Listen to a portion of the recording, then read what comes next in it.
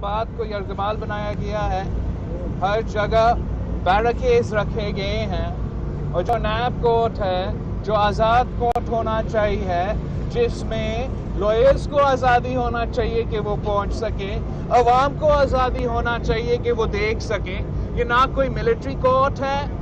یہ نہ کوئی آمرہ کورٹ ہے، یہ نہ کا ان کیمرہ کورٹ ہے کہ اسلام آباد کی پولیس، اسلام آباد کا انتظامیہ نہ صرف میڈیا یا لائرز کو رکوائیں، لیکن نائک صاحب کو، فاروق نائک صاحب جو صدر زرداری صاحب کا لائر ہے، لطیف کھوسہ صاحب کو جو نہ صرف ہمارا لائر ہے، پنجاب کا سابق گورنر ہے، سپریم کورٹ کا لائر ہے، دوسرے ملزمان کی جو لائرز ہیں جو سپریم کورٹ کے لائرز ہیں، ان کو پولیس نے مس ہینڈل کیا، ان کو کورٹ میں جانے نہیں دیا، جس کی وجہ سے آج جو پروسیڈنگز تھی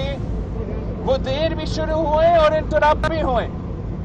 اور سارے طرف ہر ملزم کا لائر اس بات کا احتجاج کر رہا تھا، کسی پہ حملہ ہوا تھا، کسی کو دھکا لگا تھا، کسی کو اندر نہیں آنے دیا۔ کیا یہ آزاد ریاست میں ہوتا ہے؟ پاکستان کے عوام سے، ان سپریم کورٹ کے وکلا سے کیا چھپانے کی کوشش کی گئی؟ آپ کا کیا خوف ہے، کیا ڈر ہے؟ کیا جج پہ دباؤ ڈالنے کی کوشش تھا؟ کیا ہم پہ دباؤ ڈالنے کی کوشش تھا؟ کیا آپ صدر زرداری صاحب سے اتنا ڈرتے ہو کہ صرف ایک کورٹ اپیرنس پہ آپ اسلام آباد کے سارے پولیس ادھر کھڑے کر دیتے ہو؟ آج پاکستان کے لیے اور پاکستان پیپلز پارٹی کے لیے ایک تاریخی دن ہے۔ آج 17 اگست ہے، ہر جیالہ کو 17 اگست یاد ہے۔ 17 اگست مینگو ڈے ہوتا ہے، اور 17 اگست کو جنرل ضیاء الحق جو اس ملک پہ ایک آمر کا راج چلا رہا تھا، وہ اس کا آخری دن تھا۔ اور آج جو ہائیبریڈ ریجیم چل رہا ہے، جو کٹ پتلی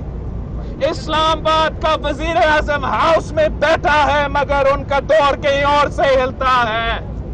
اس ہائیبریڈ ریجیم کا بھی اینڈ ہونا ہے۔ یہ بھی جعلی جمہوریت نہیں چلے گا، یہ کٹ پتلی جمہوریت نہیں چلے گا،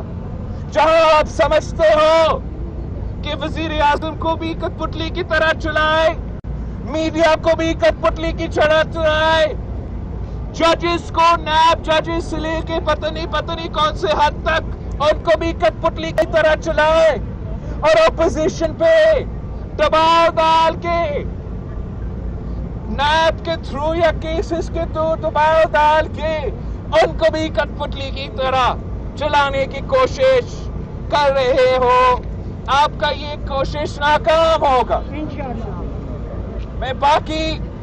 سیاسی جماعتوں کے بارے میں تو نہیں بات کر سکتا ہوں،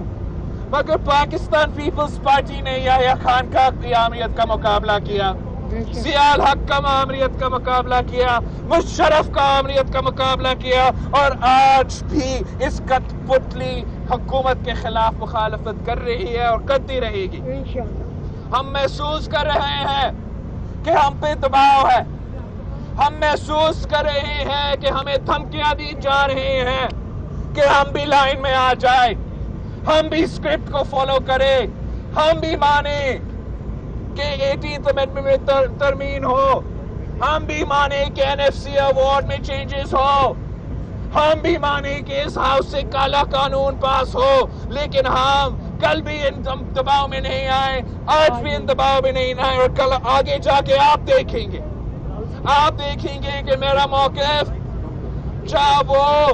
1973 کی آئین پہ ہو، ون یونٹ کے خلاف ہو، چاہے وہ NFC ایوارڈ پہ ہو،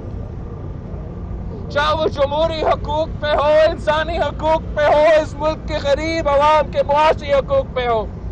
ہم آپ کے دباؤ کی وجہ سے اپنا موقف نہیں چینج کریں گے۔ اور میں آج پھر سے پاکستان کے عوام کے سامنے ریپیٹ کر رہا ہوں، پاکستان کے میڈیا کے سامنے ریپیٹ کر رہا ہوں کہ اگر آپ نے میرا پورا خاندان کو گرفتار کرنا ہے کر لو، ہم 18ویں ترمیم پہ 1973 کے آئین پہ ایک آنچ نہیں آنے دیں گے، انسانی حقوق پہ، جمہوری حقوق پہ اور اس ملک کے غریب عوام کے معاشی حقوق پہ آنچ نہیں آنے دیں گے۔ آپ کریں جو آپ نے کرنا ہے۔ تھینک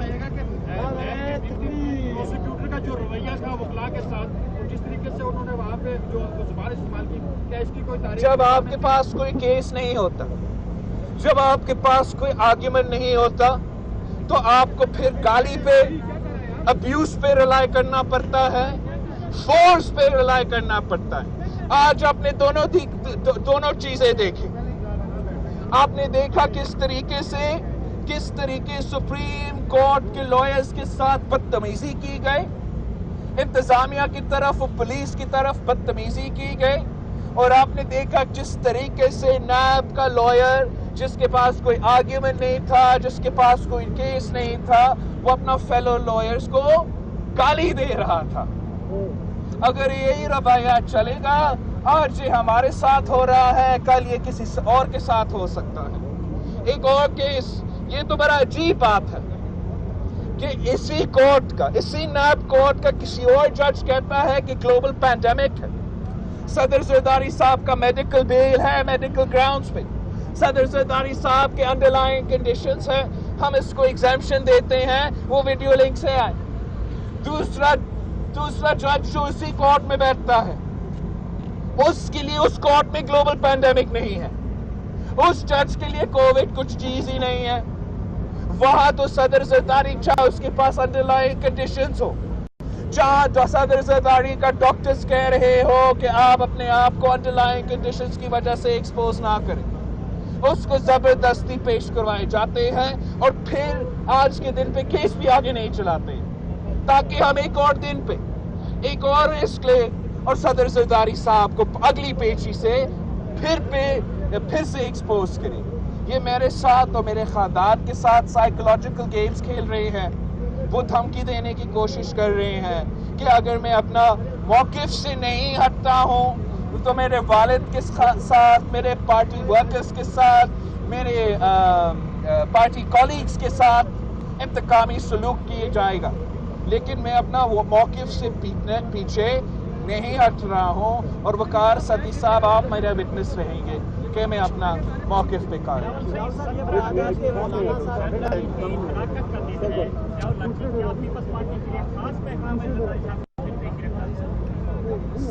آج کا دن کا I don't know کیا خاص پیغام ہوگا،